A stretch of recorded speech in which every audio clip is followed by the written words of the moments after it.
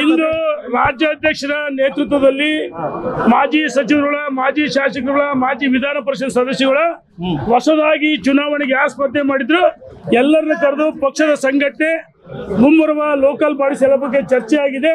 ಬಹಳ ಅತ್ಯಂತ ಒಳ್ಳೆ ಚರ್ಚೆಗೆ ಸಂಘಟನೆ ಆಗಿದೆ. ರಾಜ್ಯದ ಅಧ್ಯಕ್ಷರು ಅವರು ಏನು ಇವತ್ತು ಒಳ್ಳೆ ಕೆಲಸ ಮಾಡಿದ್ರೆ ಅದಕ್ಕೆ ನಾವು ಅವರೆಲ್ಲರೂ ರಾಜ್ಯದ ಅಧ್ಯಕ್ಷರಿಗೆ ನಾವೆಲ್ಲ ಸಂಪೂರ್ಣವಾದ ಬೆಂಬಲವನ್ನು ಕೊಟ್ಟಿದ್ವಿ. ಅವರ ನೇತೃತ್ವದಲ್ಲಿ ಚುನಾವಣೆ ಹೋಗ್ಬೇಕಂತ ನಮ್ಮೆಲ್ಲರ ಅಭಿಪ್ರಾಯ ವ್ಯಕ್ತಪಡಿಸಿದ್ವಿ. ತಾವೇನು ಸಭೆಯಲ್ಲಿ ಗರ್ಜಿಸಿದ್ರು ಅಂತ ನೋಡಿ, ನಾನು ಸಂಘಟನೆ ಬಗ್ಗೆ ಅಷ್ಟೇ ಮಾತಾಡಿದ್ದೀನಿ. ನನಗೆ ಯಾರ ಬಗ್ಗೆ ವೈಯಕ್ತಿಕ ಇಲ್ಲ. ರಾಜ್ಯದ ಅಧ್ಯಕ್ಷರು ಆದ್ಮೇಲೆ ಈ ವಕಫ್ ಇರ್ಬೋದು, ಯಾವುದೇ ಇರ್ಬೋದು, ಅವರೇ ಸುಪ್ರೀಂ.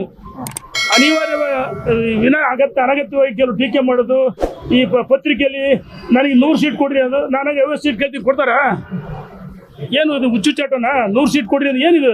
ಏನು ಪರ್ಯಾಯ ಶಕ್ತಿ ಮಾಡಕ್ಕೆ ಕೊಟ್ಟಿದ್ದೀರಾ? ಪರ್ಯಾಯ ನಾಯಕತ್ವ ಇಲ್ಲೇ ಅಲ್ಲ. ರಾಷ್ಟ್ರಕ್ಕೆ ನಡ್ಡಾಜಿಯವರು, ರಾಜ್ಯಕ್ಕೆ ವಿಜಯೇಂದ್ರ ಅವರು, ಅವ್ರ ನೇತೃತ್ವ ಚುನಾವಣೆ ರಾಜ್ಯದ ಅಧ್ಯಕ್ಷ ಸುಪ್ರೀಂ ಅವ್ರ ಕೈಯನ್ನು ಬಲಪಡಿಸಿದೀವಿ. ಧನ್ಯವಾದಗಳು. ಇನ್ನೊಂದು ಹೇಳಿದೀವಿ, ಪ್ರತಿ 3 ತಿಂಗಳಿಗೆ ಈ ರೀತಿ ಸಭೆಗಳನ್ನು ಮಾಡಬೇಕು ಅಂತ ಹೇಳಿದೀವಿ ಅಧ್ಯಕ್ಷ. ಸಭೆಯಲ್ಲಿ ರೆಬಲ್ ವಿರುದ್ಧ ಕ್ರಮ ಆಗುತ್ತೆ ಅಂತ ಯಡಿಯೂರಪ್ಪನವರು ಹೇಳಿದ್ದಾರೆ. ನಿಮ್ಗೆ ನಡಿಲ್ಲ, ಆದ್ರೆ ಚರ್ಚೆ ಆಗಿಲ್ಲ.